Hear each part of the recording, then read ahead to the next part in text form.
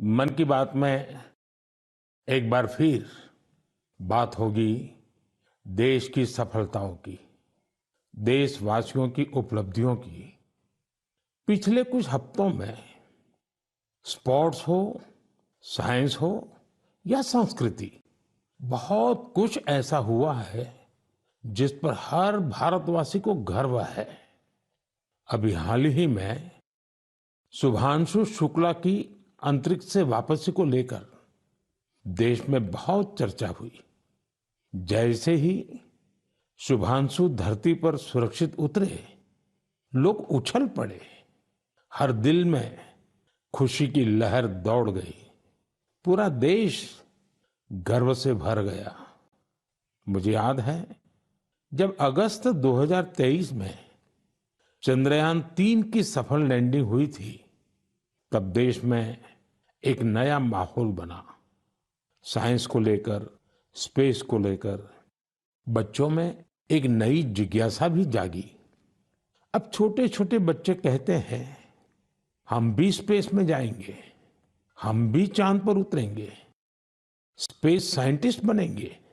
साथियों, आपने इंस्पायर मानक अभियान का नाम सुना होगा। यह बच्चों के इनोवेशन को बढ़ावा देने का अभियान है। इसमें हर स्कूल से 5 बच्चे चुने जाते हैं। हर बच्चा एक नया आइडिया लेकर आता है। इससे अब तक लाखों बच्चे जुड़ चुके हैं और चंद्रयान-3 के बाद तो इनकी संख्या दोगुनी हो गई है। देश में स्पेस स्टार्टअप भी तेजी से बढ़ रहे हैं। 5 साल पहले 50 से भी कम स्टार्टअप थे, आज 200 से ज्यादा हो गए हैं, सिर्फ स्पेस सेक्टर में। साथियों, अगले महीने 23 अगस्त को नेशनल स्पेस डे है। आप इसे कैसे मनाएंगे? कोई नया आइडिया है क्या? मुझे नमो ऐप पर जरूर मैसेज भेजिएगा। साथियों, 21वीं सदी के भारत में आज साइंस एक नई ऊर्जा के साथ आगे बढ़ रही है। कुछ दिन पहले हमारे छात्रों ने इंटरनेशनल केमिस्ट्री ओलंपियाड में मेडल जीते हैं।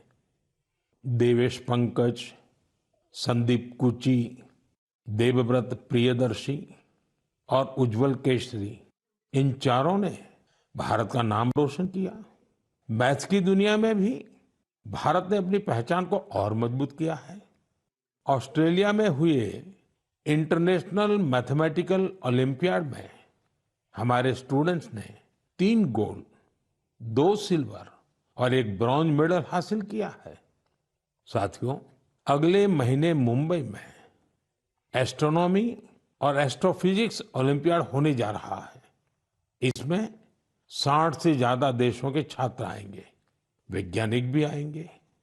यह अब तक का सबसे बड़ा ओलंपियाड होगा। एक तरह से देखें तो भारत अब ओलंपिक और ओलंपियाड दोनों के लिए आगे बढ़ रहा है। मेरे प्यारे देशवासियों, हम सभी को गर्व से भर देने वाली एक और खबर आई है यूनेस्को से। यूनेस्को ने 12 मराठा किलों को वर्ल्ड हेरिटेज साइट्स के रूप में मान्यता दी है। 11 किले महाराष्ट्र में, 1 किला तमिलनाडु में। हर किले से इतिहास का एक एक पन्ना जुड़ा है। हर पत्थर एक ऐतिहासिक घटना का गवाह है। सल्लेर का किला, जहां मुगलों की हार हुई, शिवनेरी, जहां छत्रपति शिवाजी महाराज का जन्म हुआ, किला ऐसा जिसे दुश्मन भेद न सके।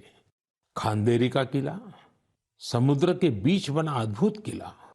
दुश्मन उन्हें रोकना चाहते थे, लेकिन शिवाजी महाराज ने असंभव को संभव करके दिखा दिया। प्रतापगढ़ का किला, जहां अफजल खान पर जीत हुई, उस गाथा की गूंज आज भी किले की दीवारों में समाई है। विजय दुर्ग, जिसमें गुप्त सुरंगें थी, छत्रपति शिवाजी महाराज की दूरदर्शिता का प्रमाण इस किले में मिलता है। मैंने कुछ साल पहले रायगढ़ का दौरा किया था। छत्रपति शिवाजी महाराज की प्रतिमा के सामने नमन किया था। ये अनुभव जीवन भर मेरे साथ रहेगा। साथियों, देश के और हिस्सों में भी ऐसे ही अद्भुत किले हैं जिन्होंने आक्रमण झेले, खराब मौसम की मार झेली, लेकिन आत्मसम्मान को कभी भी झुकने नहीं दिया। राजस्थान का चित्तौड़गढ़ का किला, कुंभलगढ़ किला, रणथंभौर किला, आमेर किला, जैसलमेर का किला तो विश्व प्रसिद्ध है। कर्नाटका में गुलबर्गा का किला भी बहुत बड़ा है। चित्रदुर्ग के किले की विशालता भी आपको कौतूहल से भर देगी कि उस जमाने में किला बना कैसे होगा। साथियों, उत्तर प्रदेश के बांदा में है कालिंजर किला। महमूद गजनवी ने कई बार इस किले पर हमला किया और हर बार असफल रहा। बुंदेलखंड में ऐसे कई किले हैं। ग्वालियर, झांसी, दतिया, अजयगढ़, गढ़कुंडार, चंदेरी, ये किले सिर्फ ईंट पत्थर नहीं है, ये हमारी संस्कृति के प्रतीक है। संस्कार और स्वाभिमान आज भी इन किलों की ऊंची ऊंची दीवारों से जागते हैं। मैं सभी देशवासियों से आग्रह करता हूं, इन किलों की यात्रा करें, अपने इतिहास को जानें, गौरव महसूस करें। मेरे प्यारे देशवासियों, आप कल्पना कीजिए, बिल्कुल भोर का वक्त, बिहार का मुजफ्फरपुर शहर, तारीख है 11 अगस्त 1908। हर गली, हर चौराहा, हर हलचल उस समय जैसे थमी हुई थी। लोगों की आंखों में आंसू थे, लेकिन दिलों में ज्वाला थी। लोगों ने जेल को घेर रखा था, जहां एक 18 साल का युवक अंग्रेजों के खिलाफ अपना देश प्रेम व्यक्त करने की कीमत चुका रहा था। जेल के अंदर अंग्रेज अफसर एक युवा को फांसी देने की तैयारी कर रहे थे। उस युवा के चेहरे पर भय नहीं था, बल्कि गर्व से भरा हुआ था। वो गर्व जो देश के लिए मर मिटने वालों को होता है। वो वीर, वो साहसी युवा थे खुदीराम बोस। सिर्फ 18 साल की उम्र में उन्होंने वो साहस दिखाया जिसने पूरे देश को झकझोर दिया। तब अखबारों ने भी लिखा था, खुदीराम बोस जब फांसी के फंदे की ओर बढ़े तो उनके चेहरे पर मुस्कान थी। ऐसे ही अनगिनत बलिदानों के बाद, सदियों की तपस्या के बाद हमें आजादी मिली थी। देश के दीवानों ने अपने रक्त से आजादी के आंदोलन को सींचा था।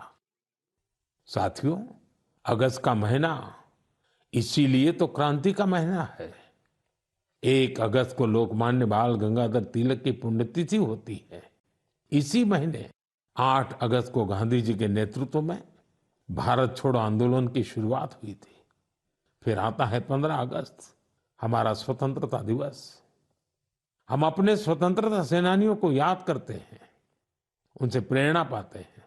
लेकिन साथियों, हमारी आजादी के साथ देश के बंटवारे की टीस भी जुड़ी हुई है। इसलिए हम 14 अगस्त को विभाजन विभीषिका स्मृति दिवस के रूप में मनाते हैं। मेरे प्यारे देशवासियों, 7 अगस्त 1905 को एक और क्रांति की शुरुआत हुई थी। स्वदेशी आंदोलन ने स्थानीय उत्पादों और खासकर हैंडलूम को एक नई ऊर्जा दी थी। इसी स्मृति में देश हर साल 7 अगस्त को नेशनल हैंडलूम डे मनाता है। इस साल 7 अगस्त को नेशनल हैंडलूम डे के 10 साल पूरे हो रहे हैं। आजादी की लड़ाई के समय जैसे हमारी खादी ने आजादी के आंदोलन को नई ताकत दी थी, वैसे ही आज जब देश विकसित भारत बनने के लिए कदम बढ़ा रहा है, तो टेक्सटाइल सेक्टर देश की ताकत बन रहा है। इन 10 वर्षों में देश के अलग-अलग हिस्सों में इस सेक्टर से जुड़े लाखों लोगों ने सफलता की कई गाथाएं लिखी हैं। महाराष्ट्र के पैठण गांव की कविता धवले पहले एक छोटे से कमरे में काम करती थी। न जगह थी और न ही सुविधा। सरकार से मदद मिली, अब उनका हुनर उड़ान भर रहा है। वो 3 गुना ज्यादा कमा रही है। खुद अपनी बनाई पैठणी साड़ियां बेच रही है। उड़ीसा के मयूरभंज में भी सफलता की ऐसी ही कहानी है। यहाँ 650 से ज्यादा आदिवासी महिलाओं ने संथाली साड़ी को फिर से जीवित किया है। अब ये महिलाएं हर महीने हजारों रुपये कमा रही हैं। ये सिर्फ कपड़ा नहीं बना रही, अपनी पहचान गढ़ रही हैं। बिहार के नालंदा से नवीन कुमार की उपलब्धि भी प्रेरणादायक है। उनका परिवार पीढ़ियों से इस काम से जुड़ा है। लेकिन सबसे अच्छी बात ये कि उनके परिवार ने अब इस फील्ड में आधुनिकता का भी समावेश किया है। अब उनके बच्चे हैंडलूम टेक्नोलॉजी की पढ़ाई कर रहे हैं, बड़े ब्रांड्स में काम कर रहे हैं।